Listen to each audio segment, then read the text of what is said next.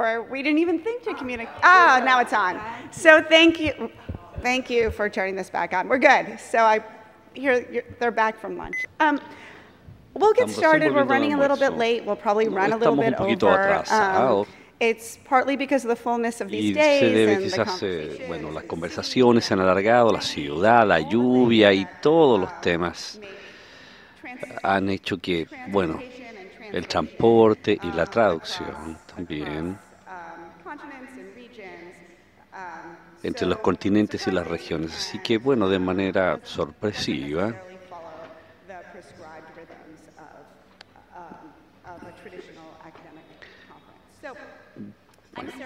entonces soy Sarah Guyard y nuestra prueba hoy día es hablar un poquitito acerca y representar CHCI, la intervención que este ha tenido en proyectos internacionales y globales. Estoy acompañada de cuatro representantes de dos proyectos del World Humanity Reports y del Global Humanities Institute, y voy a mencionar y hablar un poco a modo de apertura acerca de estos proyectos y luego ya le daré la palabra a cada una de nuestras panelistas, donde van a hablar por 5, 6, 7, 9, bueno, algo así, de minutos. Y esperemos que nos quede preguntas para poder sostener una conversación que también espero podamos continuar durante el resto de la tarde. Y nuestra charla final también será dada por alguien que está en este panel, así que bueno, algunas de las conversaciones que tendremos en la charla magistral hoy día es uno de los puntos que trataremos en este World Humanities Report. Quiero, como todo ya lo he dicho, agradecer a Paulo, a los organizadores, a Diego, también agradecer a Chirun y Aaron por su trabajo, y también a la fundación quisiera agradecerle, no sé, a la fundación que ha sido, su participación y ayuda ha sido muy central. Nuestro panel se llama Traduciendo las Humanidades y el propósito es poder reflexionar junto a CHCI, pero esta traducción, más allá de ser un proceso que se termina, es algo que está en curso y hay señales de nuestro propio enfoque de la internacionalización como organización. De hecho, es indisociable de temas como el multilingüismo y el lenguaje. Una de las cosas que hemos podido lograr estos días ha sido tener conferencia de CHCI bilingüe, donde la traducción ha sido clave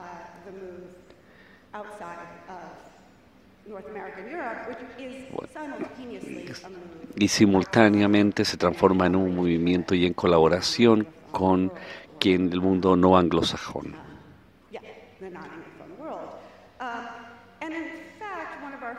Y de hecho, uno de nuestros primeros institutos global de humanidades que acá tiene traducción como uno de sus temas. Por lo tanto, hay resonancias una y otra vez. Pero tiene otro uso también en la universidad, esto de la traducción y fuera de las humanidades, donde es indisociable del término internacional, pero también de el término médico y científico que se usa fuera de las universidades. Entonces, al menos en Norteamérica, donde aquellos del campo científico, particularmente de la medicina, piensan en cómo su investigación en un laboratorio sale desde ahí, el término que generalmente se utiliza, y eso también es para anticiparlo en el panel, es investigación transaccional. Y cuando hablamos aquí de traducción, es pensar en idiomas y el movimiento de los conceptos entre todos esos idiomas de investigación translacional. Pero siempre es sobre el público, siempre pensar en las formas en que nos movemos o vamos de lo que es la universidad y las personas a las que me voy a referir en estos contextos en la serie de conversaciones. Entonces, una de las cosas en las que quiero hacer énfasis en esto es un giro a pensar no solamente en otras regiones, sino que tener el mismo tiempo para pensar de las formas y ubicaciones de las humanidades propiamente tal, cuándo y cómo viven o residen dentro de las universidades, cuándo y cómo, y bueno, en esta región y en otras, se habla de las humanidades en la forma en que los museos, como lo escuchamos ayer, se transforman en articuladores del humanismo. Para ponernos históricos por un minuto o referirnos a la historia,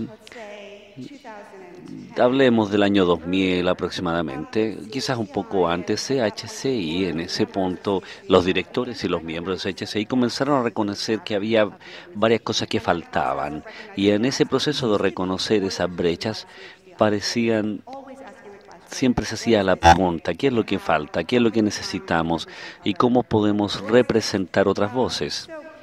Entonces, a la vez de reconocer lo que nos faltaba, CHCI y los directores comenzaron también a desarrollar estrategias para atacar ese punto. Por ejemplo, CHCI de Cambridge, Edimburgo y Australia, e incluso la mayoría de nosotros teníamos dimensiones internacionales en nuestra investigación, trabajando en otros archivos fuera de nuestros hogares. El proyecto institucional tendía a ser en muchos casos, y todavía permanece, muchas veces bilateral. Dos universidades establecían cierto grado de alianza contractual, cierto cambio de intercambio, y en la mayoría de las instancias llegaban a un grado de equivalencia para que pudiesen estas etapas tomar paso. Una universidad en Italia o en Alemania establecía una relación con una universidad de Canadá, por ejemplo, y es así como mucho de la internacionalización se ha implementado y ha funcionado en los Estados Unidos. Así que eso parece ser bastante distinto del modelo de internacional que CHCI quería y le interesaba, que no era siempre bilateral.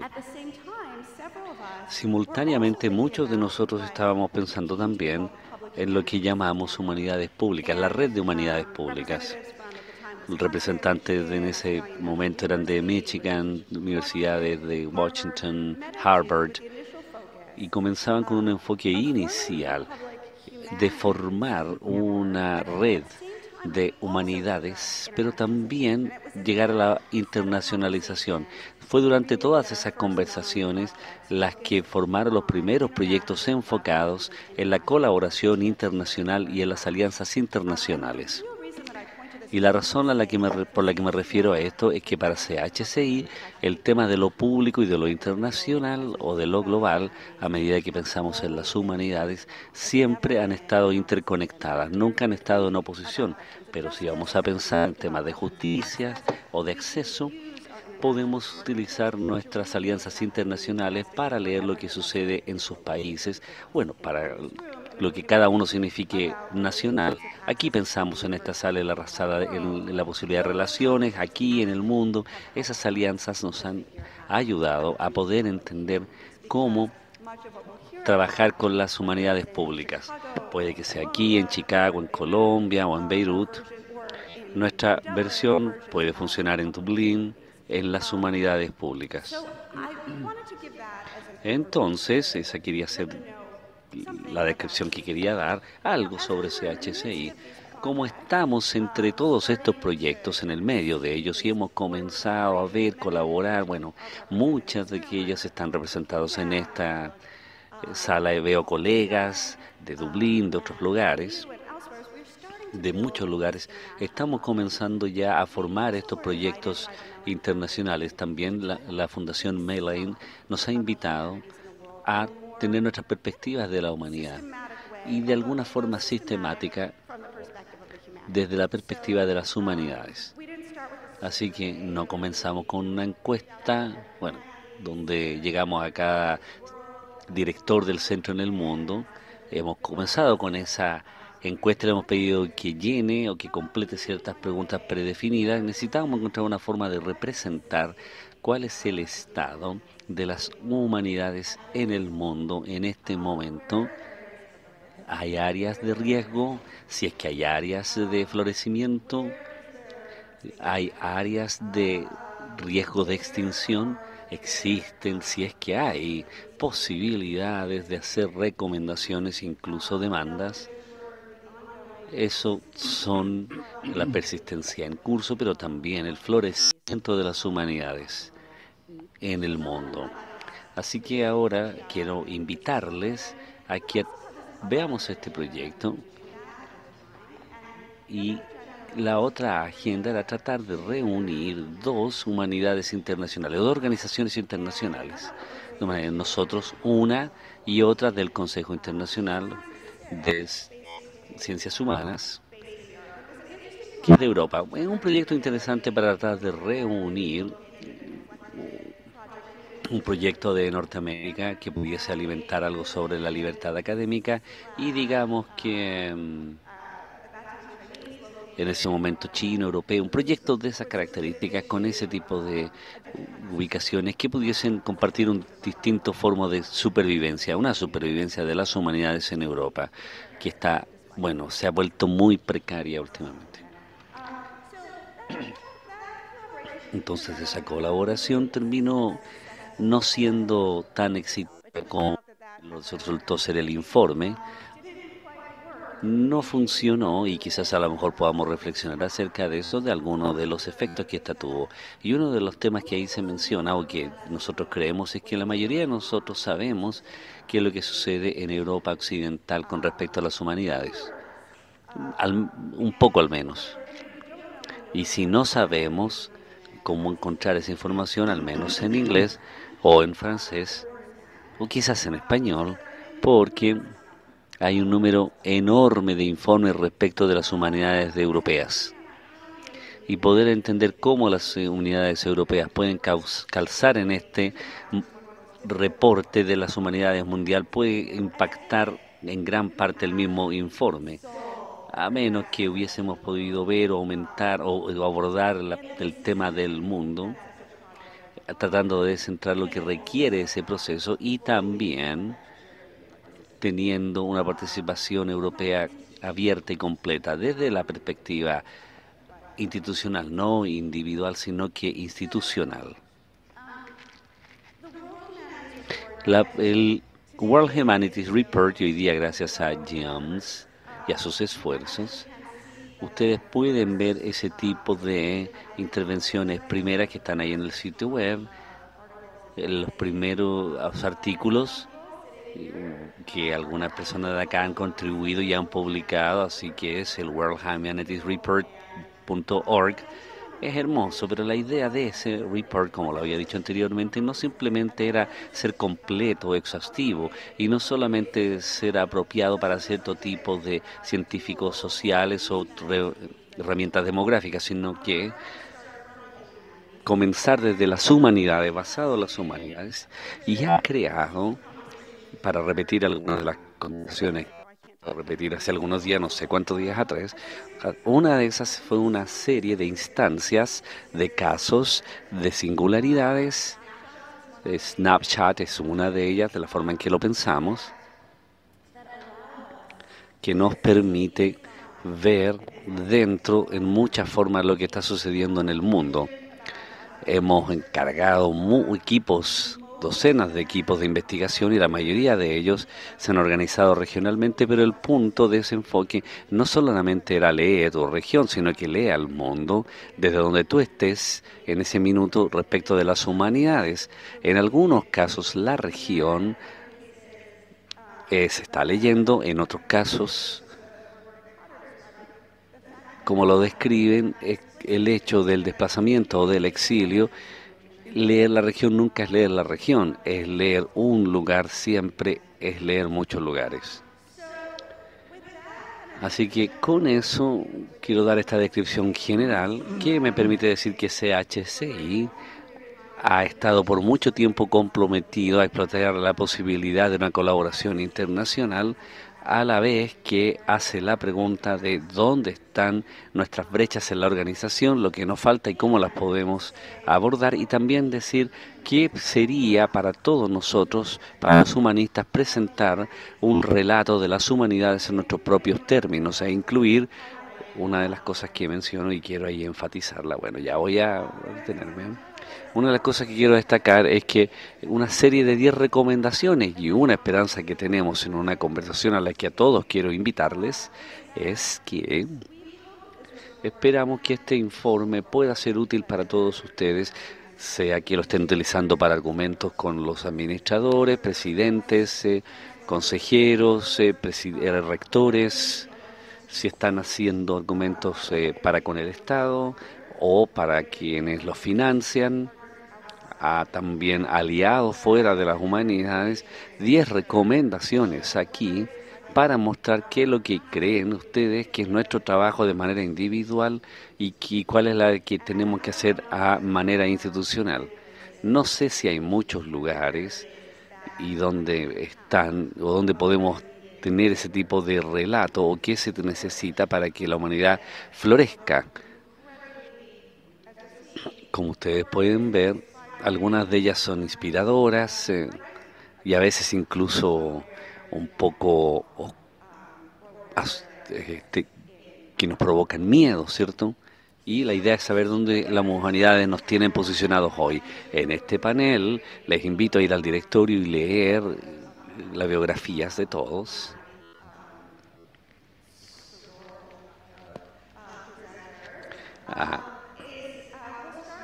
Voy a comenzar con Jane O'Meara, quien viene de Trinity, fue el líder de uno de los primeros de nuestros institutos de humanidades global y también ha participado en The World Humanities Report. Y luego Chami, vamos a hablar un poco acerca de el aporte al World Humanities Report. Lidia va a hablar del trabajo que se ha hecho en Chile y María Costa va a hablar del trabajo que ella está aportando a lo que corresponde a América, y no es menor porque verdaderamente representa las Américas y no solamente norte y sur. Así que bienvenidos. Jem, muchas gracias, me encanta verlos a todos aquí reunidos y el enfoque de mis comentarios va a referirse a nuestro Instituto World Humanities y probablemente mencione a la versión europea del World Humanities Report. Y ya al final, quisiera también, al comienzo ahora, agradecer a CHCI y a la Fundación Mellon. No sé si el colega de Mellon está acá, pero debo decir que es muy difícil poder expresar lo que ha significado esta experiencia de estar acá. Y quisiera también reflexionar en mis comentarios acerca del impacto de lo que CHCI ha permitido. Creo que hay un fantástico estudio de caso, aun cuando sea cierto una subsidio muy pequeña o modesta, es significativa, pero diría que de alguna relativamente modesta. Ha sido cierto un agente cambiante y he podido decir que debemos llegar al potencial total de lo que nos queda todavía por destacar. Y bueno, voy a volver a hablar también de la financiación, pero creo que Mellon fue claramente muy importante en que esto se efectuara y quiero agradecer también a Mellon. Me encantaría que fuese parte de esta travesía internacional. Un par de cosas. Voy a referirme al impacto en primer lugar de CHCI, fue gran habilitador. Así que hemos tenido también este subsidio o beca europea de movilidad sobre trauma cultural en las universidades europeas y no europeas, diría ya de este trauma de cultura, y diría yo que las oportunidades que tenemos es para poder reenfocarnos en esto y observar las crisis de la democracia a través de los lentes de este trauma de la cultura, en los lugares donde hacemos o tenemos relaciones por algún tiempo, que era Delhi, la Universidad de Sao Paulo en Brasil también, universidades también de Sagredo, y también nos llamó la atención que se uniera la Universidad de Columbia en ese consorcio. Y lo que quiero hacer es no solamente el calibre de personas con las que estamos trabajando, sino que el rango diverso de disciplinas, personas que trabajan en danza, cine, historia, estudios de género, ciencia política, leyes, periodismo, podría continuar 20 distintas disciplinas, todas quizás en torno a las ciencias o disciplinas sociales. De todas maneras, lo que hicimos, tuvimos muchas reuniones y nos enfocamos en la crisis de las democracias a través del trauma cultural y de distintos contextos. Nos enfocamos en Irlanda, que todavía está en una crisis política. Nada ha cambiado en los últimos 5 años desde que visitamos Stormont. También nos enfocamos en Brasil y en este punto está bajo el mandato de Bolsonaro, en su punto más alto, digámoslo así. Y también a India, y por supuesto India aún está bajo un gobierno autoritario. En este minuto también con algunas relaciones con Dubái. El punto central de la escuela de verano o de nuestro CHCI fue hacer una escuela de verano en Croacia y es muy difícil para mí poder articular todo lo transformativo que eso fue, no solo por los investigadores de grados tempranos, de carrera temprana, sino que también por la facultad. Habíamos pensado que la gente a veces se integraba, se iba, pero todo el mundo estaba ahí durante 2 semanas y se quedaron. Y fue una experiencia extraordinaria porque además de poder tener, si ustedes quieren llamarle así, esta discusión intelectual abstracta, el énfasis estaba en las experiencias vividas sobre crisis de democracia y las experiencias vividas de trauma en los volcanes. De manera tal que visitamos lugares como, por ejemplo, Mostar, Sarajevo, y pudimos ahí ver de cerca lo que había sucedido literalmente bajo los ojos de las Naciones Unidas, de las delegaciones. Fue impactante y hablar y tener la oportunidad de involucrarnos, de participar con las víctimas y aquellos que habían estado trabajando con ellos. Fue una experiencia totalmente transformadora para todos. Así que eso fue lo que hicimos. Sin embargo, cuando CHCI establecimos esa colaboración que continuó, nuestra última reunión con un final feliz fue en Delhi en el 2019. Bueno, el COVID ya se había desatado y estaba circulando, pero lo que queríamos hacer en ese minuto, mientras COVID se estaba apoderando del mundo, era decir, ¿qué significa esta pandemia para la democracia? Entonces organizamos una serie de seminarios virtuales llamado Crisis de Democracia en el tiempos de pandemia y el Centro de Humanidades Columbia también participaron e hicimos participar a nuestros colegas de India, de Brasil y por supuesto India y Brasil.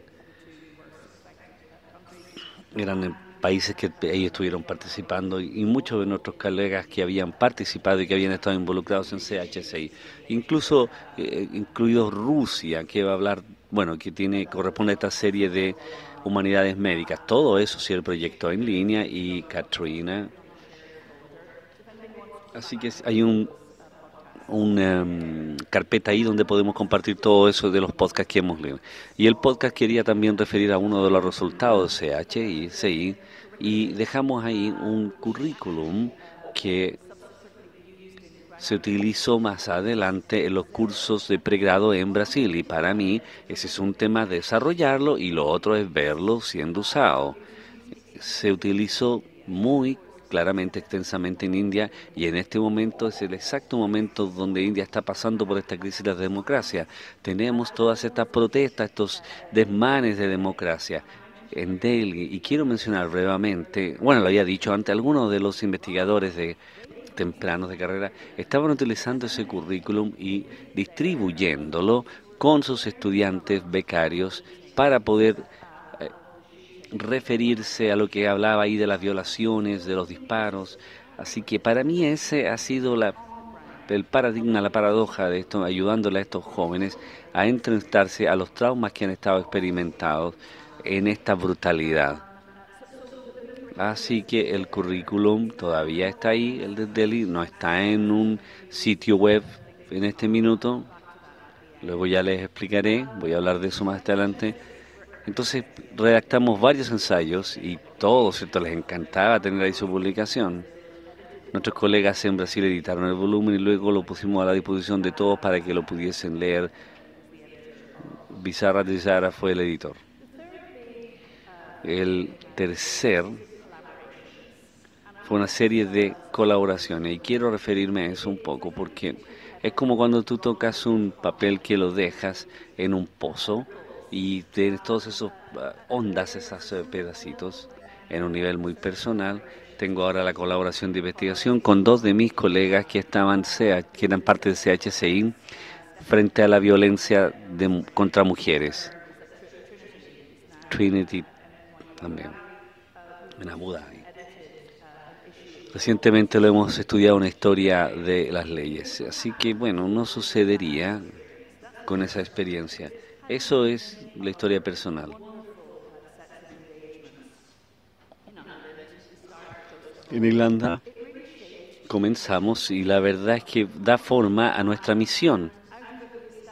Y establecimos también un centro para la resistencia que es muy vivo, vibrante, con colegas que están muy involucrados en CHCI y nos ha ayudado a asegurar un financiamiento filantrópico que ayuda a establecer el financiamiento democrático de Tulip, el foro, y donde hay una actividad bastante vibrante, bastante activa.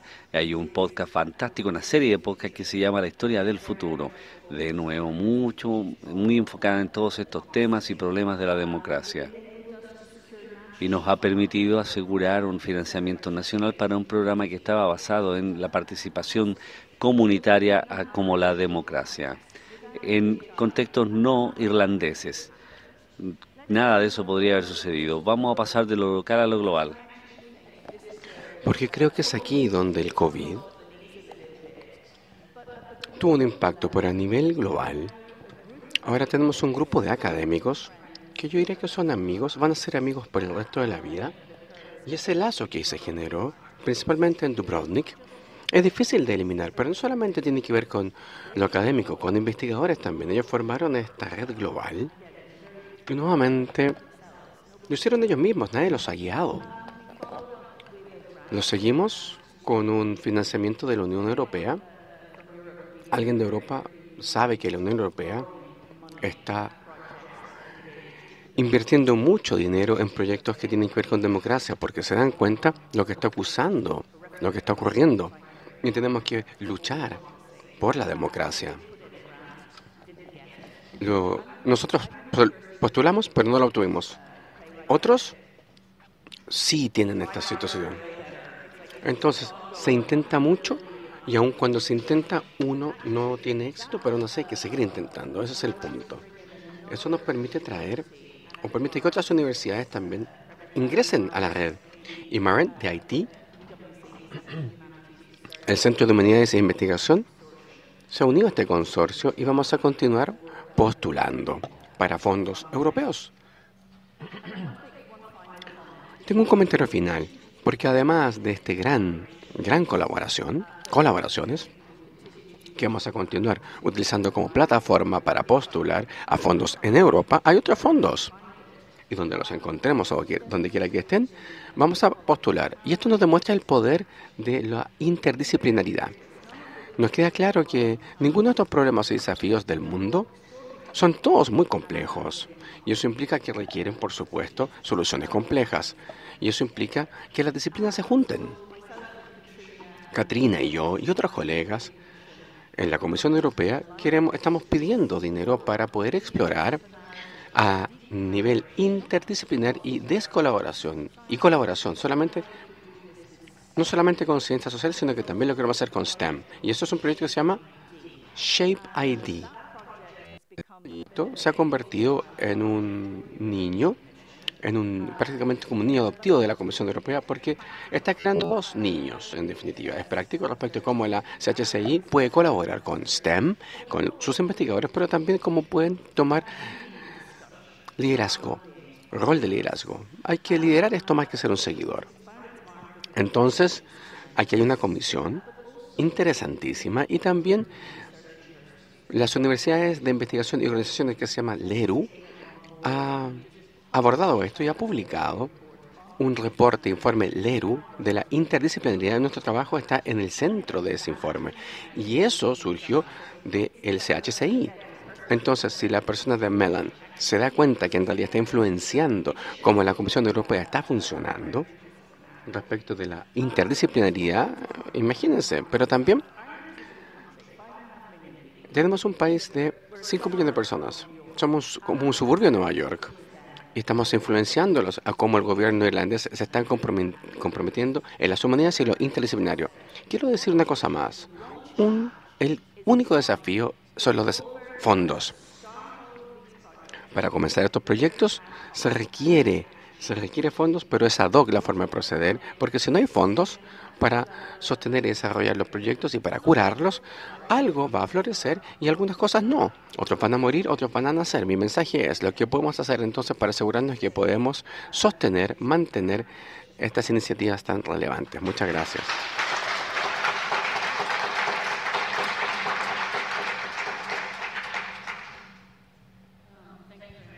Muchas gracias. Gracias, Sara. Gracias a los organizadores que han organizado esta conferencia. Es un placer estar aquí.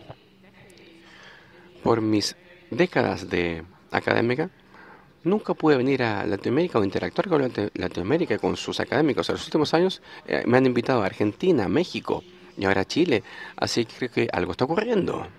Quizás aquí en Latinoamérica vamos a tener más conversaciones. Están teniendo más conversaciones entre sí. Uno de los silencios en la academia tiene que ver con la población árabe y la población árabe en Latinoamérica, los libaneses en Chile, en Argentina, en Brasil, los árabes en estos países. Y hay investigación que se está haciendo. Este no es mi tema, pero simplemente quería mencionarlo. Es un placer estar aquí. Y es bueno también conocer a otra comunidad académica. Cuando nos invitaron, como el Consulado Árabe de las Ciencias Sociales, para contribuir a este informe, lo aceptamos de forma entusiasta. Y fue una gran oportunidad. Hay muchas cosas que me gustaría decir, pero me voy a acotar a lo que he preparado. Como preámbulo y como contexto, me gustaría decir que el Consulado Árabe es una organización joven, tiene 12 años. Y durante estos años han habido muchas crisis, tal como mencionaré. Así que la invitación a unirse a esta iniciativa surgió a medida que estábamos sintiendo que ahora estamos establecidos y podíamos participar en proyectos y contribuir. Y luego, tal como hemos escuchado, esto se vio interrumpido por la pandemia. Tuvimos que reorganizar, repensar, ver distintas formas de trabajo a nivel regional y global.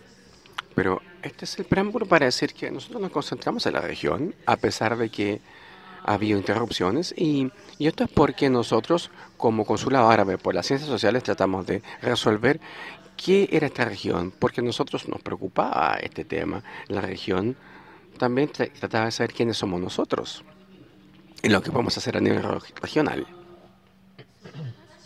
Así que el punto aquí, hay muchas inquietudes en la sección del informe, pero aquella que yo creo que voy a abordar y que voy a profundizar en esta presentación es cómo representar una región por medio de las humanidades. Y otra forma de preguntar esto es cómo las humanidades pueden construir una región.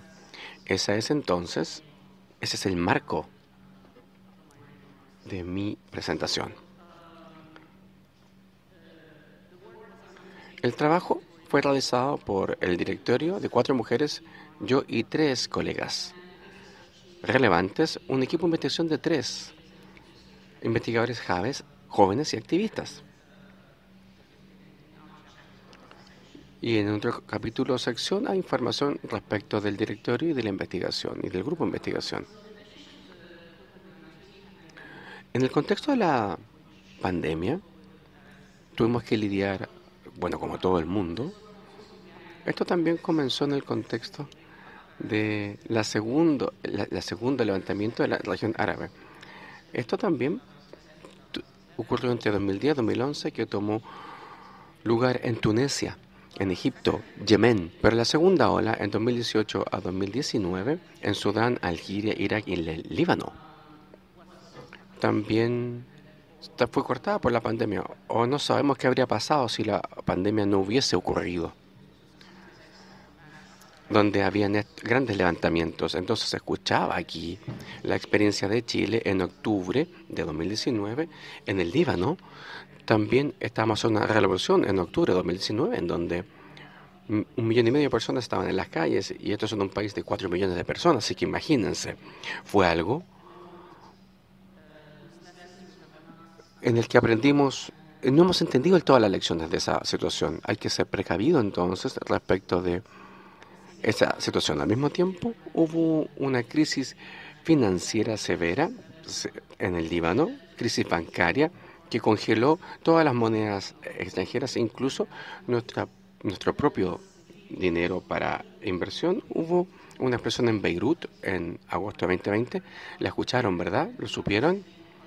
Un depósito de fuegos artificiales, fertilizantes, hicieron una explosión por razones que se conocen y crearon una bomba que devastó los sectores alrededor y desplazó a cientos de personas de la ciudad, y la ciudad aún no se recupera.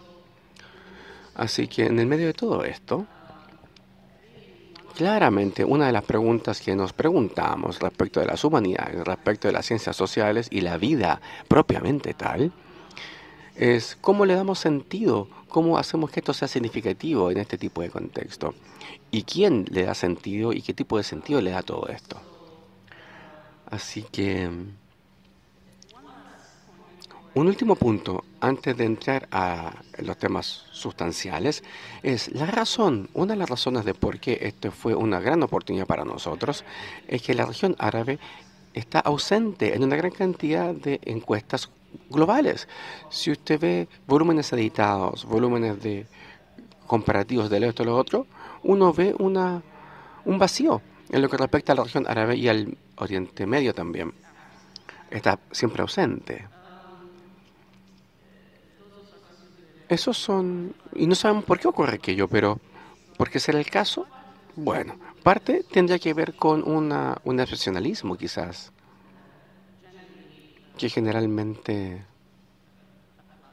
aplica a esta parte del mundo. Así que cuando se trata de las ciencias políticas, por ejemplo, la región árabe es parte de un proyecto o de un volumen, y siempre está asociado al autoritarismo y está vinculado a elementos culturales.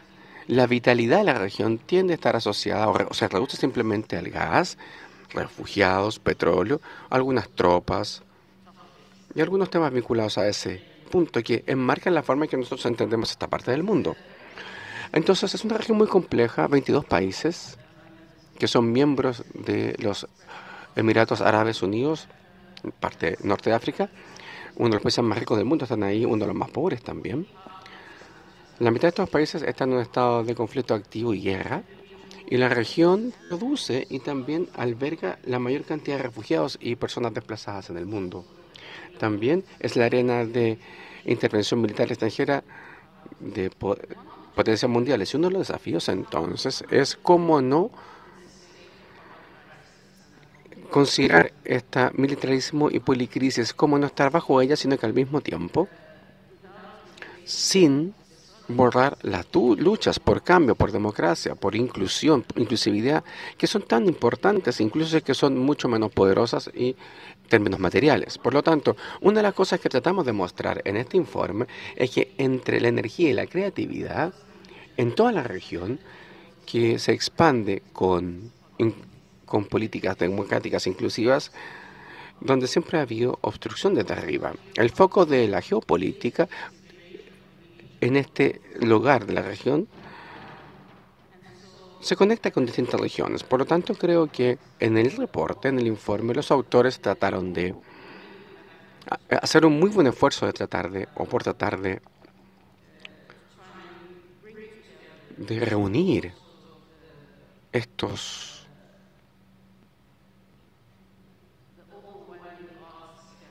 los actos tan abrumadores que han vivido las personas de la región, pero también trata de darles respeto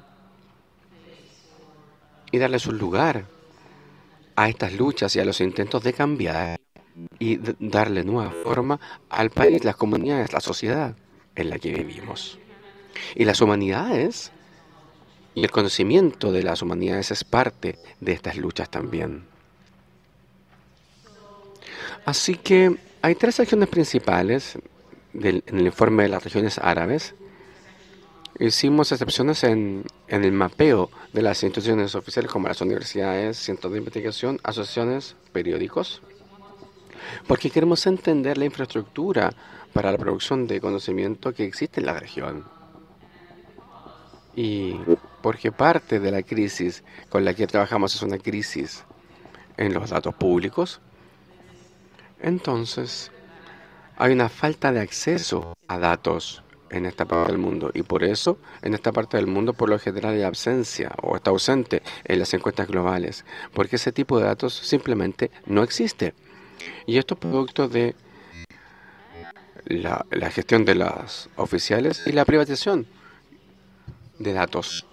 Por lo tanto, el sector privado y el sector oficial saben que el conocimiento es poder ir tratando de mantenerlo bastante contenido dentro de círculos bastante pequeños. Por lo tanto, en nuestro intento tratamos de crear bases de datos accesibles al público que presenten este tipo de información en la producción de la infraestructura y conocimiento. Creemos que eso es un intento válido de cambiar o de rectificar este tipo de situación. En segundo lugar, y la parte emocionante del informe, tiene que ver con ver los proyectos menos visibles, no los que hacen las instituciones ya mencionadas, sino que los menos visibles de las humanidades críticas, que incluyen noticias, elementos culturales, plataformas culturales, colectivos, que operan fuera de la educación superior y por lo general están simplemente en línea. Estos proyectos demuestran que el conocimiento humanista crítico no solamente se produce en círculos académicos y de hecho cada vez menos, con los menos recursos que existen en las universidades y las instituciones, estos proyectos dan un potencial de la cultura y transformación socioeconómica y pedagógica de la región, especialmente cuando consideramos la vía posterior del conocimiento crítico que producen. Para dar algunos nombres de estas plataformas y proyectos, se los voy a mencionar para que vean el tipo de creatividad que existe y la emoción que existe, el entusiasmo que existe en estas plataformas. Tenemos uno que se llama COHOL, investigación de género, plataforma que se llama Create of Memory of the Syrian Revolution, otro de Siria que se llama Siria que no se contaba, elementos geográficos, agendas legales, laboratorio árabe, fundación árabe de medios de comunicación, closets, y significa también cofre del tesoro, Mausun, que significa escalas, en el significado de músicas, escalas musicales y también de peso, balanza. Estos son algunos de los proyectos y colectivos que el informe en este caso describe y analiza en sus propias palabras, al igual que de forma más analítica. Y aquí, la tercera parte del informe son 25 ensayos que invitan a las personas a escribir y a mirar y generar 4 etapas: exploración del pasado y futuro del conocimiento humanista y la criticalidad. Debería decir entonces que todos han respondido de forma positiva a esta invitación.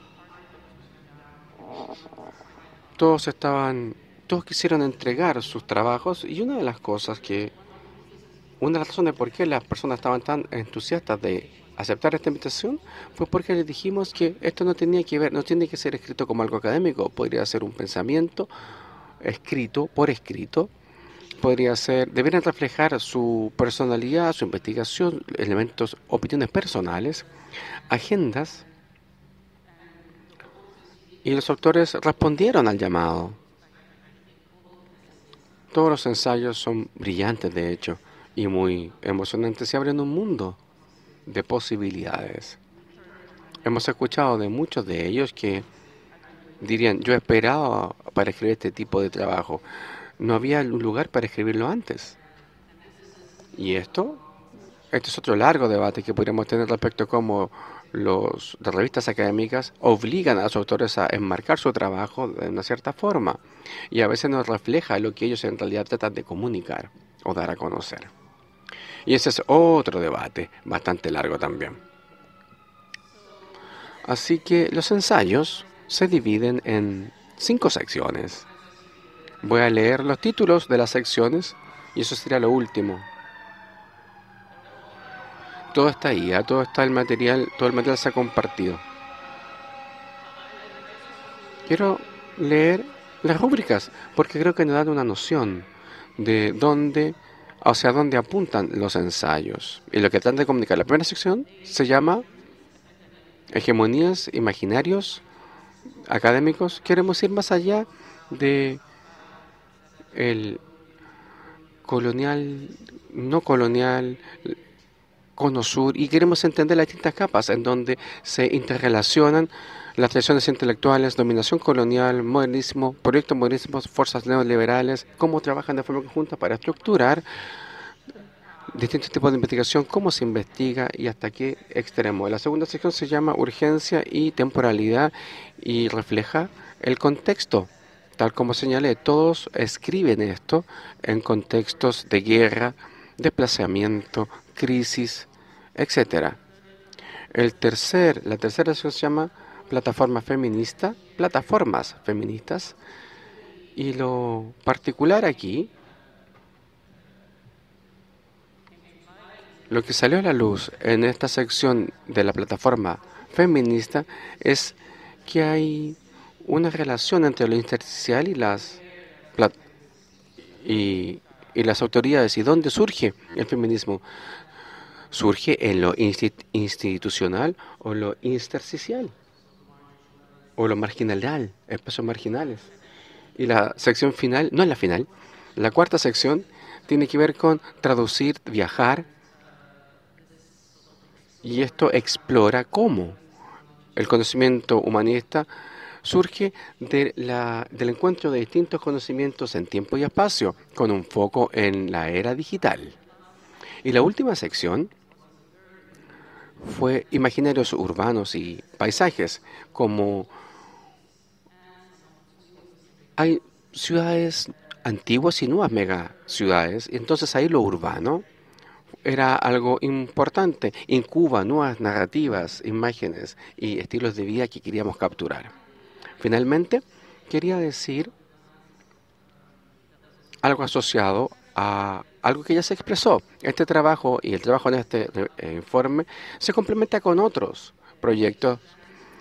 Aquí hay programas de financiamiento que hemos tenido por 5 años con una organización que se llama la Fundación para el Financiamiento del Conocimiento Árabe. Se ha trabajado también la etnografía, crisis etnográfica, un grupo que trabaja en la descolonización del norte de África, que ha organizado una conferencia y una capacitación, instituto de capacitación. Hay 6 conferencias que se han desarrollado hace 6 semanas en cómo producir pensamiento crítico en la región árabe. Han generado 400 investigaciones y producciones culturales para debatir los temas que ya he mencionado. Lo último que quiero señalar, y que es importante en este contexto, es que no nos concentramos, no hemos invertido en límites disciplinarios en este informe. Aunque reconocemos que muchas disciplinas están en crisis en las universidades de nuestra región y que requieren atención y requieren también una especie de ayuda, pero en este informe en particular nos concentramos principalmente en la criticalidad como el tema principal, más que el conocimiento disciplinario, aun cuando las disciplinas, por supuesto, se debaten en varios de estos ensayos.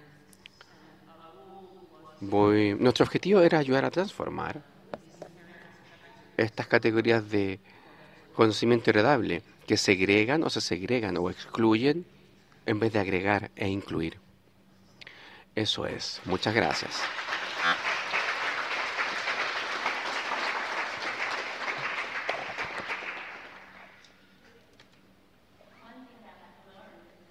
Algo que he aprendido en esta conferencia es que las humanidades significan distintas cosas para distintas personas, por supuesto, y también en distintos lugares. No creo que exista una necesidad ridícula para poder justificar la existencia de las humanidades para esta audiencia. Pero cada vez que se me pide hacer aquello,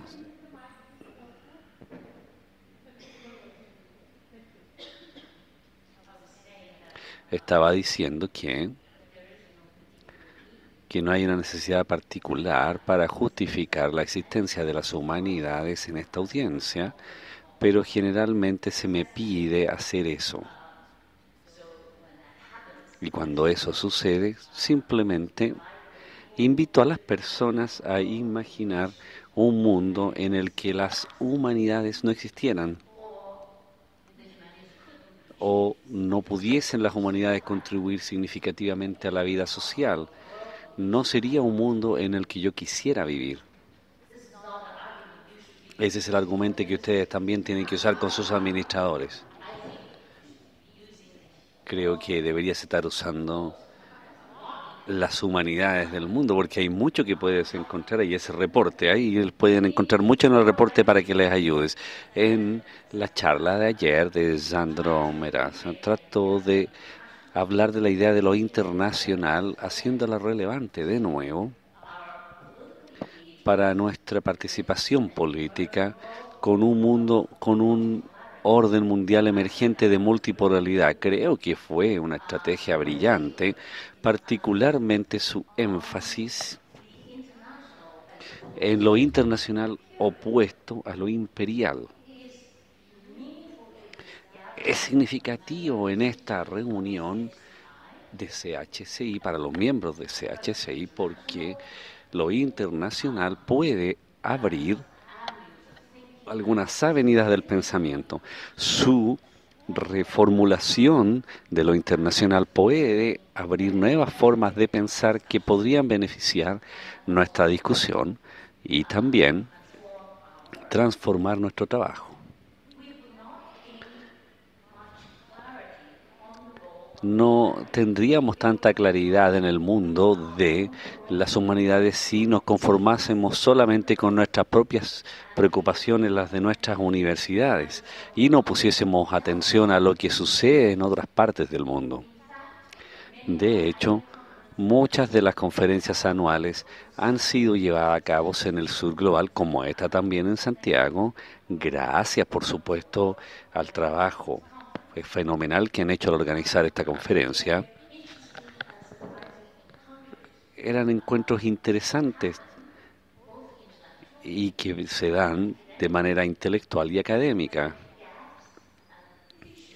donde las características y las brechas se pueden identificar, donde las luchas sociales pueden ser legibles más allá de nuestras fronteras, a través del trabajo de la traducción y la comparación. Quiero agradecer a todos los intérpretes que están ahí atrás, a quienes son los que más han trabajado en esta conferencia.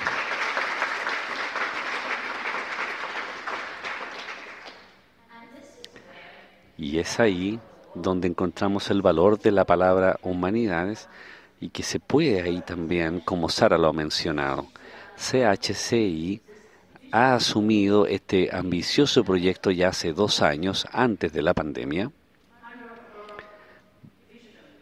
Lo ha asumido bajo su liderazgo visionario. Esta navegación entre lo local y no lo local, entre el norte y sur globales y de todas las disciplinas, no ha sido una tarea fácil. Sin embargo, el trabajo es increíblemente importante una vez que ves el reporte.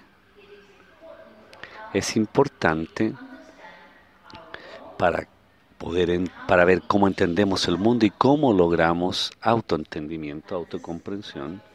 Y este proyecto continúa en progreso porque muchas de las piezas aún están siendo traducidas.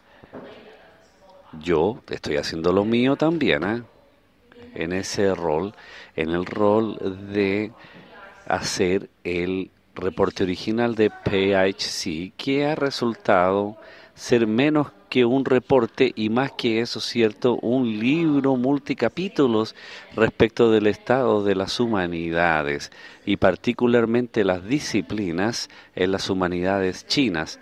Así que esto es muy distinto de lo que estaba diciendo, de lo que proviene de ese reporte. Es muy completo, pero y también muy detallado para hablar de la forma en que lo que ha llevado a hacer ese reporte y tenerlo con literatura, historia, lingüística, lo consideramos como las disciplinas tradicionales. Sin embargo, hay mucho que está sucediendo en esos informes más que, distinto a lo que es el estado de la disciplina, que es otro reporte. Nada podría estar ahí en este nivel tan completo y generalmente a niveles granulares de la misma forma. El editor de este reporte sustancial es uno de nuestros miembros de nuestro directorio, un académico literario y también basado en historia, que no pudo unirse a esta conferencia. Y yo me veo como si estuviese ocupando su rol aquí, hablando a nombre de él. Su introducción general ha sido traducida y ya está publicada en línea, así que ustedes la pueden ver, les invito a verla. Es una presentación bastante extensa, debo decir. Creo que el reporte de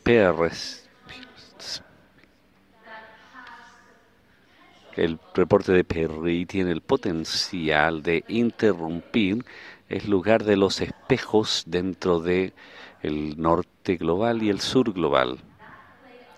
Ese lugar de espejos, por ejemplo, yo me veo en tu imagen y de vuelta a lo mismo, hasta que estas representaciones y autocomprensión se unan o se compenetren y se hagan confusas.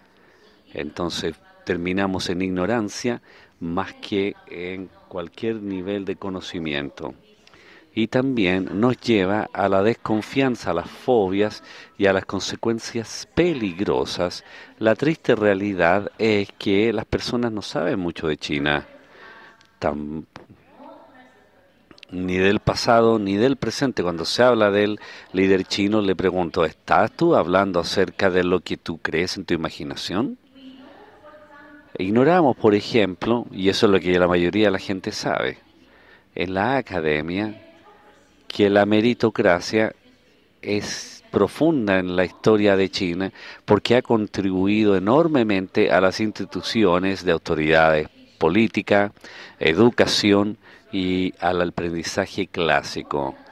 Por más de 1000 años, el imperio ha examinado y ya en gran parte determinado la selección de los funcionarios del gobierno de todos los lugares de la sociedad, aumentando la movilidad o alentando la movilidad. Lo que no sabemos, sin embargo, es que después de este examen del servicio civil se abolió en 1905, seguido de la supresión del levantamiento por los poderes.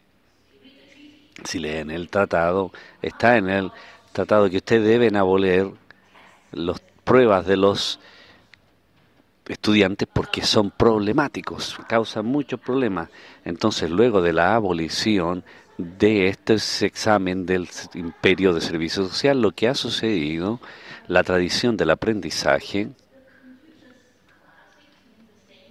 que significará lo clásico, lo mismo que significaba antes en esta confusión, visto que el reporte sí aborda esta pregunta y la aborda de manera muy profunda. ¿Están en problemas las humanidades como lo que vemos en el resto del mundo en relación al financiamiento? Ese es un lugar en el que podemos hacer esta comparación.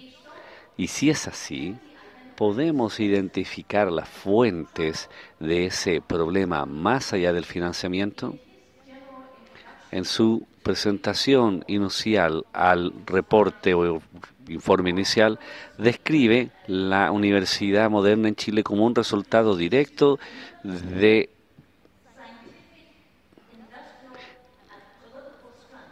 las tendencias políticas, el rol de la ciencia ha sido crucial para ese precepto y no debemos dejar afuera cuando hablamos de las humanidades. La situación, sin embargo, parece mucho más compleja que las razones rivales de los científicos y de los humanistas donde están luchando por recursos. En China, el Fondo Nacional de Ciencias proporciona un amplio apoyo para las humanidades, así como también para las ciencias sociales, y hace poco, recientemente, ha habido también un salto astronómico en ese apoyo, así que el financiamiento no es el problema.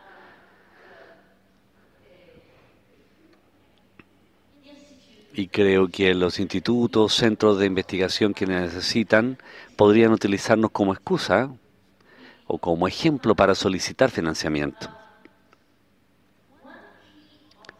Una observación clave que proviene de este reporte es que no está bajo el control del gobierno la libertad de expresión, tampoco la falta de financiamiento que negativamente está impactando a las humanidades. Las humanidades en China se han debilitado dada la lógica competencia de esta mentalidad que lleva y que maneja el ranking de la universidad en todas partes. Ustedes piensan, por ejemplo, en CHCI, también el índice de citación de humanidades. Sí, China es una versión de aquellos. De hecho, antes de que formase parte de CHCI, participé en una iniciativa de Colombia liderada por Charlton Pollock. Nos reunimos en Bombay, en el Centro Global de Colombia, donde él la facultad invitó a muchos académicos del sur global a comparar las notas.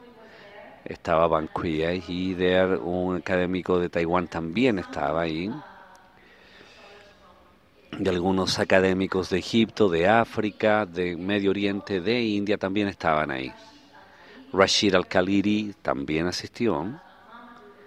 Mamadou Diop. Estábamos comparando notas y luego publicaron un informe más pequeño sobre esa reunión.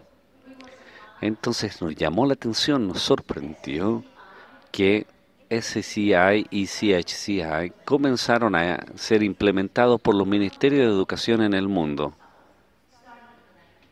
que comenzaron en los 90. Y eso es lo que está dañando a las humanidades. Y la misma lógica que transforma a las humanidades en un poder suave, potencia suave, o un recurso de la competencia que está despojando a las humanidades de su rol vital de poder sostener la diversidad de las culturas, religiones y aprendizaje clásico, y por supuesto autocomprensión.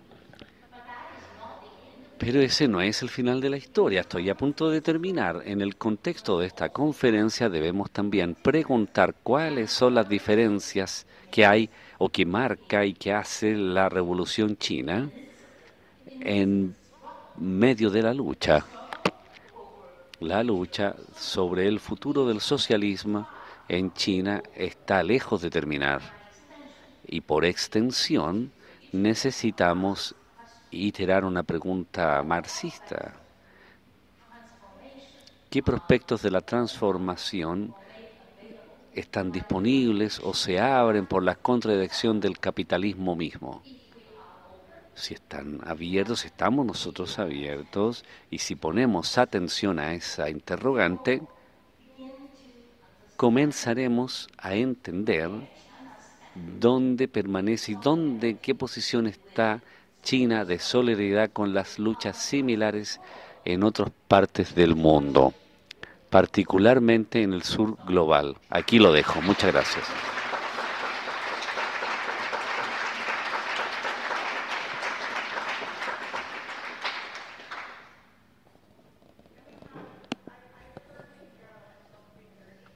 Tenemos hasta las 3:15. Así que, bueno, muchas gracias. Es un honor para mí estar aquí, compartiendo esta mesa con este trabajo tan espectacular que ha desarrollado la gente de este panel. Mi contribución es un poco pequeña y voy a hablar un poco más. Lo voy a hacer, hablaré más tarde, profundizaré mucho más en mi charla más tarde. Voy a hablar de mi contribución y ahora quiero mencionar un par de cosas. Primero, tal como todos aquí en este panel, agradezco a Sara por haber organizado esta iniciativa. No sabía a lo que me estaban invitando. Ahora me doy cuenta, en realidad, de qué se trata todo esto. Me doy cuenta de la grandeza de esta actividad y estoy muy agradecida. Tuve la oportunidad de contribuir en un proyecto tan importante. También agradezco al equipo que trabaja y que ha trabajado mucho para hacer que todas estas publicaciones que ustedes estén en línea. Mary Neal, Lana y a todos que han estado trabajando para este informe. Han editado los volúmenes y trabajado mucho. Quiero decir un par de cosas. No quiero pasar mucho tiempo. Estoy de acuerdo con lo que dijo Jean. La publicación del informe debiera ser simplemente el comienzo. Ha sido inmenso trabajo, mucho trabajo, y debiera ser el comienzo. Porque lo que espero, la primera vez que hablé con Sara, esto es lo que en realidad me hizo que fuese importante. Una vez que se publique, tendremos la posibilidad de colaborar entre disciplinas en lo que Jean llamó este verdadero global, perspectiva global real. Y creo que especialmente para lugares en donde esta colaboración aún no es simple o sencilla, porque falta tiempo, faltan recursos, pero también por la falta de conocimiento, o quién hace qué y dónde. Por eso este va a ser una gran oportunidad.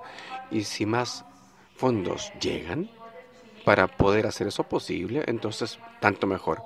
Quiero ver que en todos los lugares de los informes en donde las personas escribieron respecto de trama cultural, hablaron de iniciativas de memoria, crear olas de resistencia, todo eso que se ha mencionado, sin lugar a dudas, va a ser tan importante para que las personas que han colaborado, por ejemplo, con este informe que se ha coordinado acá. Estoy emocionada con el futuro, entusiasmada al respecto. Estos encuentros comparativos, yo también, acuerdo con Lidia, son desafiantes, debieran serlo. No debieran ser tratarse simplemente de encontrarnos, imitarnos, sino que hay que saber quién hace cosas similares, pero también probarnos y desafiarnos con el tipo de trabajo que se está haciendo en otras partes. La dificultad de las diferencias, la dificultad de estos encuentros culturales es que se puede generar mucho más y puede ser tan difícil de navegar, pero es tan importante que nos sintamos aquí de forma cómoda y que aprendamos realmente a aprender de los demás. Eso también me alegra mucho este proyecto. También creo que, tal como me gusta la forma que usted lo mencionó, no solamente se trata de cómo las humanidades se representan en una región, que también cómo las humanidades construyen una región y construyen la narrativa de una región.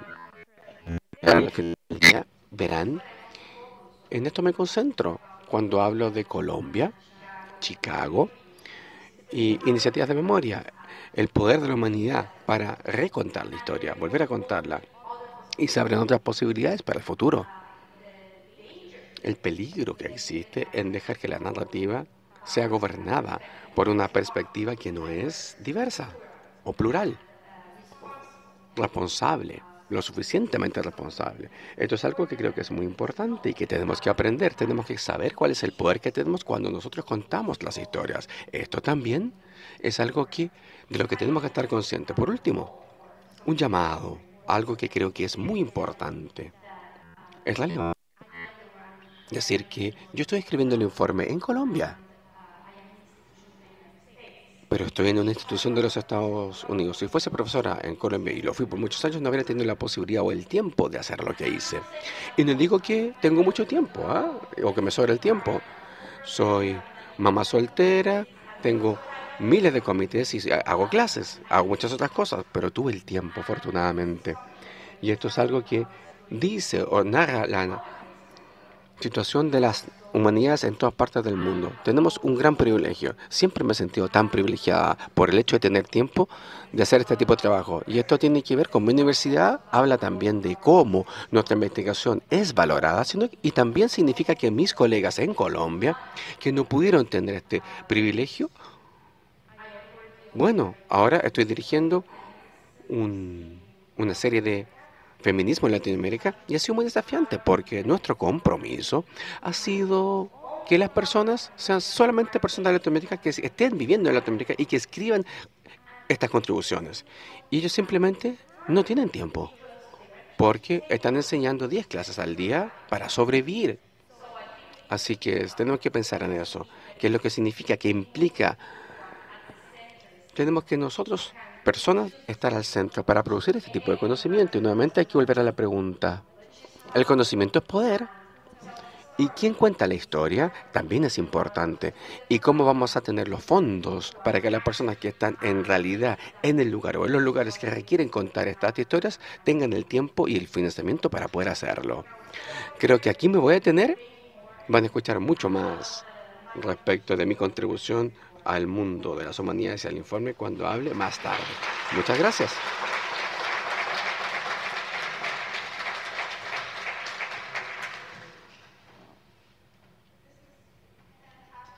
Estupendo, ¿ah?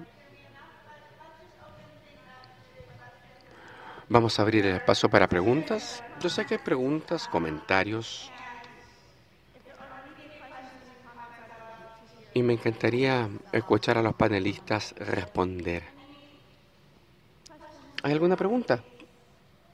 ¿Tienen curiosidad por algún punto? ¿Hay algún pensamiento que quieran compartir?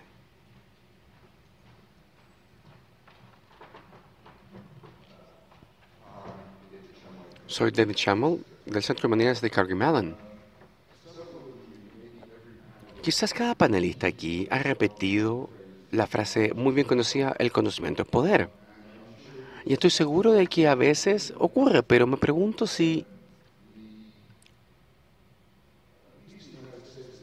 en Estados Unidos ha sido atacado por la experiencia, ¿verdad? Y yo creo que ese ataque es una característica del populismo en regímenes en otras partes también. Por tanto, me pregunto si de hecho, hasta cierto punto, el poder del conocimiento ha sido borrado o eliminado. ¿Qué cree usted respecto a esa posibilidad de que el conocimiento ya no sea tan poderoso?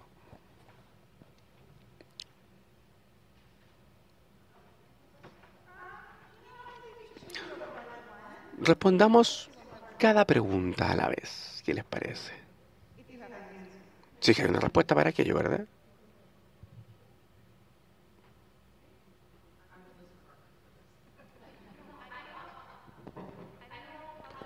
No sé cómo responder esa pregunta, pero siendo filósofa o siendo la filósofa y que habla de estos límites, quiero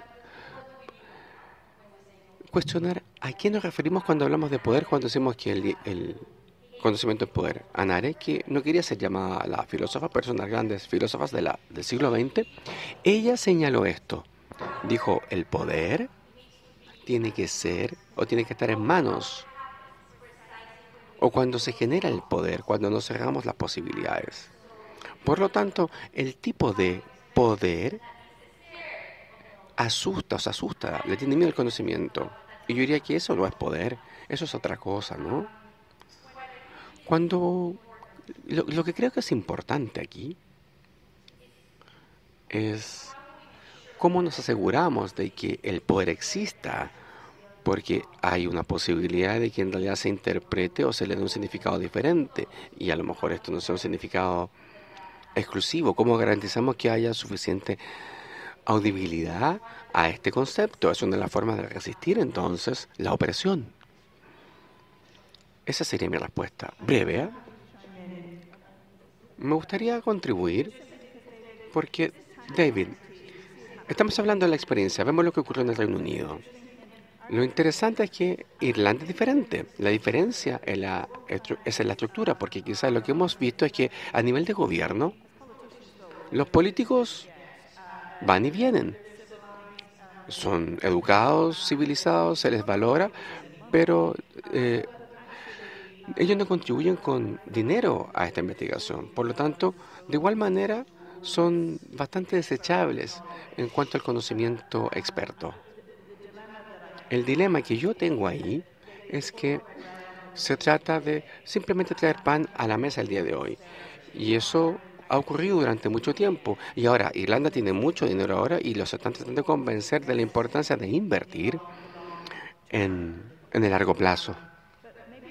Pero quizás, producto del éxito de los escritores y cineastas en Irlanda y el Oscar que se ganó hace poco, no sé, 11 nominaciones hubo, muchas nominaciones, entonces valoran todo aquello y entienden la importancia de las artes, las humanidades para una reputación global.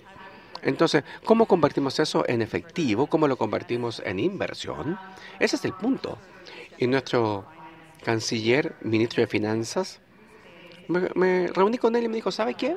Usted tiene razón, ¿ah? A veces, y eso me dio mucha vergüenza porque me dijo, ¿sabes qué? Yo hasta cierto punto siento que pienso en ti todas las noches. Y me dio vergüenza ese comentario. Pero él estaba leyendo hasta cierto punto. Lo que él quería decir en realidad es que él estaba leyendo la historia de Irlanda y como yo participé de eso, él en definitiva me estaba leyendo toda la noche y por eso pensaba en mí. Pero en fin, en comparación con lo que ocurrió acá, es una situación diferente.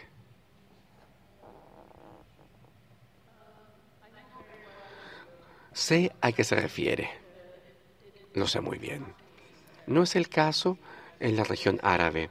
Yo creo que acá hay un tipo de populismo, desencanto del pueblo, desencanto con el populismo, del pueblo con el conocimiento, con la educación.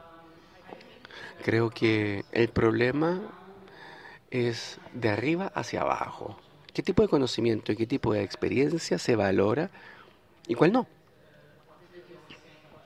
Lo que Lee decía respecto de China, este término o este giro neoliberal en las universidades es bastante poderoso a nivel universitario, por lo menos en el Medio Oriente y también en la región árabe. Entonces, lo interesante aquí y lo que ha estado ocurriendo es que con estos levantamientos y protestas populares surge una crítica y un cuestionamiento al conocimiento tradicional académico en lo que respecta al tipo de conocimiento y experiencia que genera y produce, y también en la forma en que esto se comunica al pueblo, a la gente. Esto ha sido tema de debate. Por lo tanto, en las plazas públicas hubo una gran cantidad de debate y luchas respecto de si las personas en las calles quieren escuchar charlas académicas o no. Pero no es un rechazo al conocimiento per se, sino que más bien es la forma en que se imparte desde la cúspide de la pirámide hacia la base de esta y la forma en que se disemina. Y eso es bastante interesante también, habría que analizarlo y observarlo. No estoy muy segura si el conocimiento es poder. No sé si yo comparto aquello, nunca usaba esa frase. Si usted me pregunta a mí y me presiona, yo diría la información. Una máquina de información, maquinaria de información es poder. Entonces la esencia es, lo que usted quiere ver es la información, una máquina que entrega información. Eso es lo que yo simplemente quería comentar.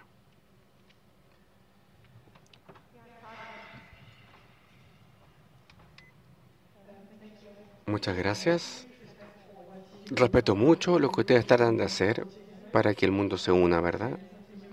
Por lo menos desde la perspectiva de las humanidades. Que me gustaría saber más, conocer más respecto del proceso, de cómo se divide esto en regiones y respecto de sus objetivos generales.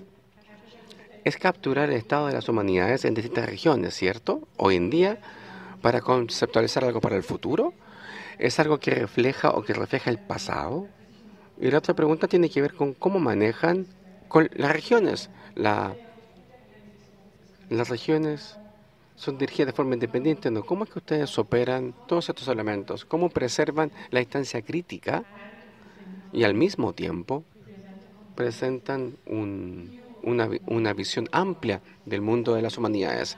Porque es un tema bastante amplio que ustedes abordan. Los felicito por atreverse a tratar de reunir esta información y enfrentar los desafíos que aquí se exponen. Me gustaría saber más de lo que ustedes hacen, saber más de lo que han hecho en el último año y, por supuesto, tengo mucha curiosidad qué es lo que han hecho con Turquía, por ejemplo. ¿Cómo decidieron? ¿A quién preguntarle? ¿Qué contribuciones se pueden hacer? Y para aquello, por supuesto, a lo mejor tendré que esperar un poco, pero en general, ese es el proceso de preservar esa distancia crítica tratando de tener una visión amplia. Eso es algo que a todos nos gusta hacer, por lo tanto, ¿cómo es que ustedes hicieron que eso fuese posible en lugares?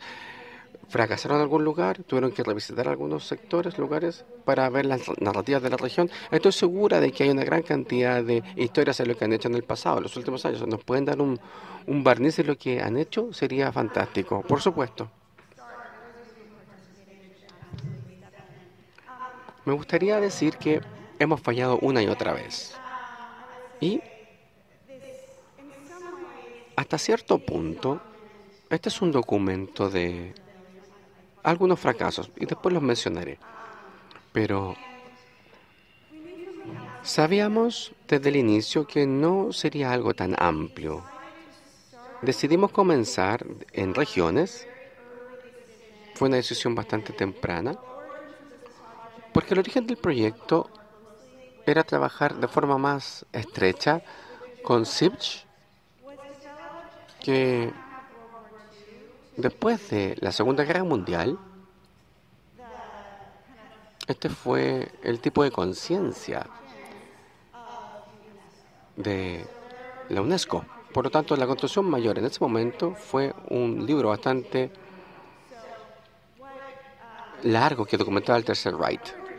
Y el origen de esta historia tiene que ver con que ellos fueron invitados a ser responsables hasta cierto punto de este fracaso de las Naciones Unidas o de UNESCO, porque el fracaso en definitiva del sistema mundial, y había que reconocer lo que había ocurrido. Estoy tratando de modelar esta historia. Pero a ellos se les pidió contribuir a este volumen o consumir este volumen del Tercer Reich. Cuando recién comenzamos a pensar en esto, dijimos, ¿cómo podemos o cómo puede este libro, este volumen tan amplio que es histórico, pero no solamente diseño para hacer un documento histórico, estaba diseñado para hacer... Alguien habló de la historia del futuro. No es la historia del futuro, sino que más bien es la historia que va a hacer que nuestro futuro sea posible. Por lo tanto, eso fue el proyecto que estaba en nuestra mente al principio. Y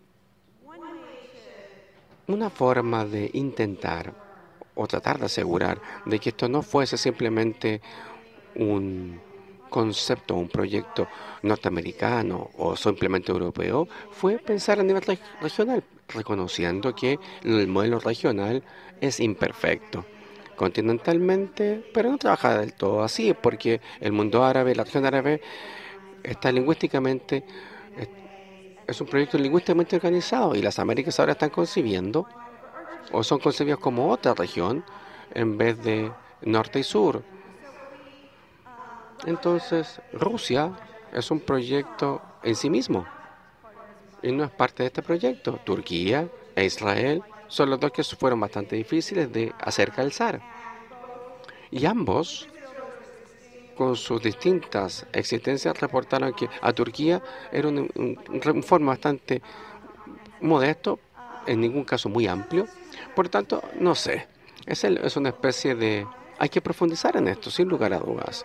Otros fracasos, porque bueno, nos tomó mucho tiempo descubrir cómo representar Asia y China, cómo representar India y Sudeste Asiático.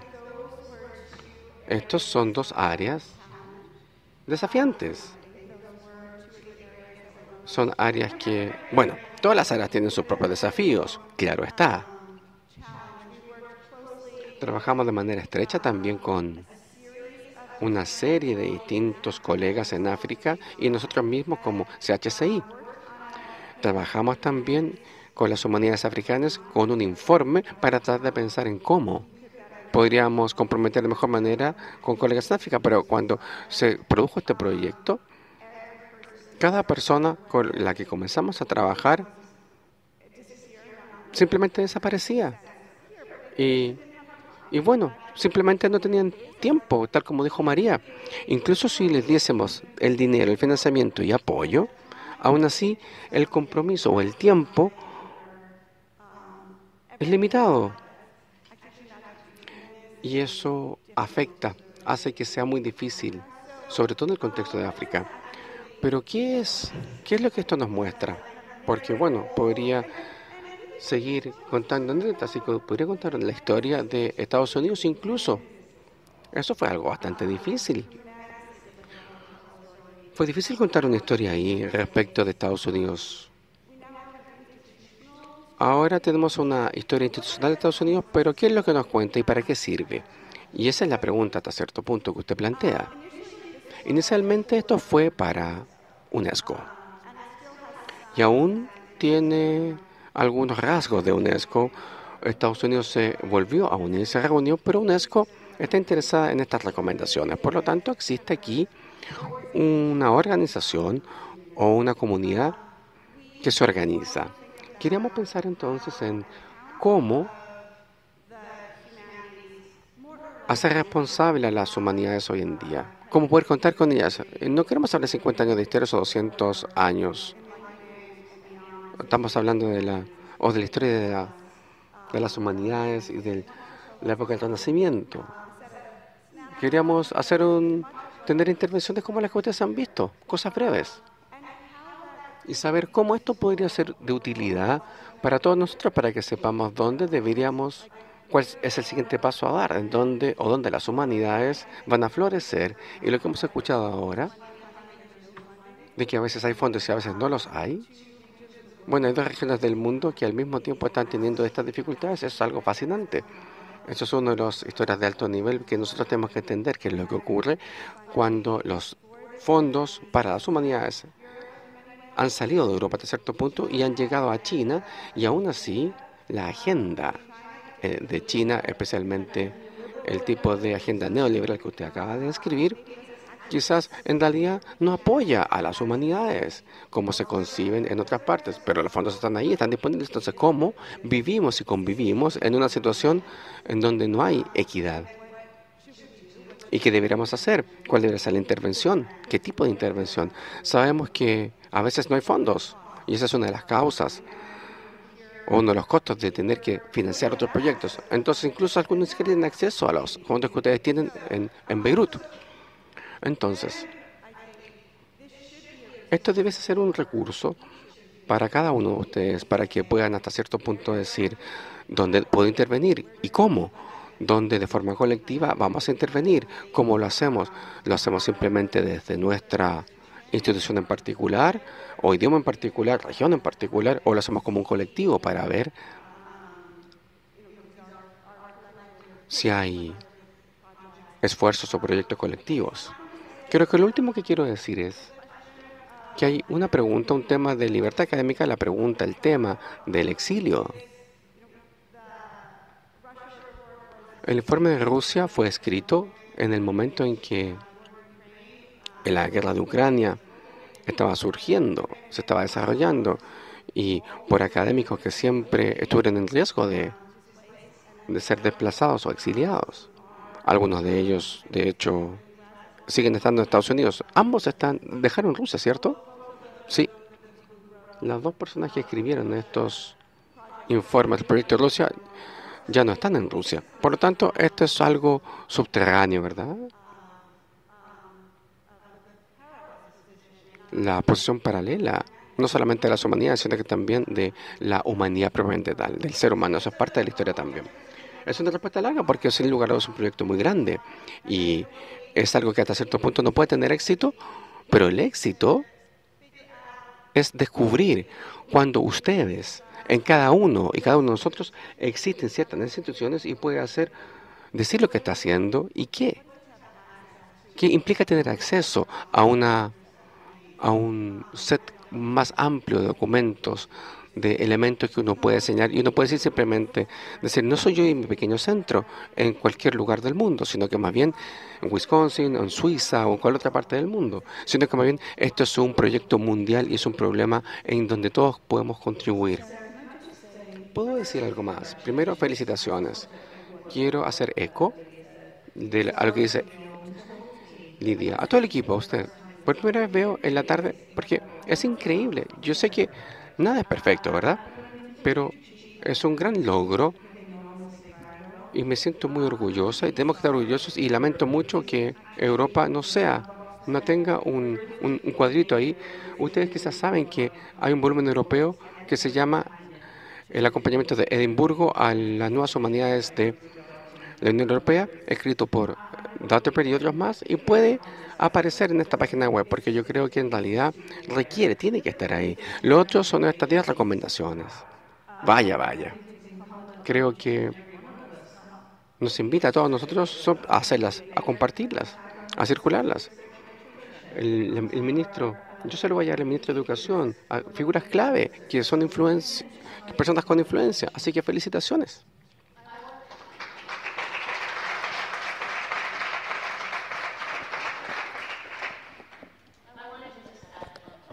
Quisiera solamente agregar un punto más, que es la conexión importante con UNESCO, la iniciativa de UNESCO. Bueno, sin importar lo que ustedes opinen de UNESCO, fue uno de los primeros lugares donde las voces contra el racismo se dieron a conocer, de dónde nacieron. Estamos hablando de una organización oficial. De hecho, los orígenes de la UNESCO, bueno, he revisado los archivos de UNESCO y he podido descubrir cosas muy interesantes, así que les invito a mirar. Por lo tanto, esto incluye en el año 1942 una conferencia de ministros de educación donde se hace la pregunta no solamente en el contexto del Holocausto, sino que en el contexto del colonialismo. Así que estaban todos ahí involucrados en la comunicación respecto de cómo luchar contra el racismo. Y todos antes del financiamiento, porque, bueno, la fundación de UNESCO, el nacimiento de UNESCO, estaba relacionado con los ministros aliados, los ministros de educación, y fue una de las tareas centrales hablar del tema o del problema de poder prevenir la guerra para lograr la paz como la raíz de todos los conflictos globales. Así es que me alegra decir que podemos volver a esa tradición e invitar a los humanistas a poder aportar a esa causa. Cuando Ara me pidió ser parte de esto, me motivó mucho este conocimiento, esta conciencia, fantástico, genial. UNESCO sí está haciendo esto y aún tenemos que seguir escuchando del sur global. Quien quiera, necesitamos un punto de partida. Lo que tienen que decir respecto de sus problemas y el futuro y de su visión. Bueno, es un punto importantísimo que tú hayas mencionado. En esta instancia instancia representa lo que sucede en el mundo de la ciencia, y este informe, este reporte, que es un proyecto que está en pausa y está tomando forma, pero a la vez tiene esta noción o sentido de responsabilidad respecto de lo que habíamos hablado el otro día con las urgencias. No está completo, no es totalmente monolingüe, hay en sentido literal contiene metáforas, así que les invito a todos a poder reaccionar frente a pensar, porque tiene la potencial de ser un proyecto vivo y no simplemente digital, y no que esté cerrado. Agradezco a todas ustedes por este panel y por su increíble trabajo. Agradezco al panel de Humanidades Médicas y bueno, podemos seguir las conversaciones en otro momento. Muchas gracias.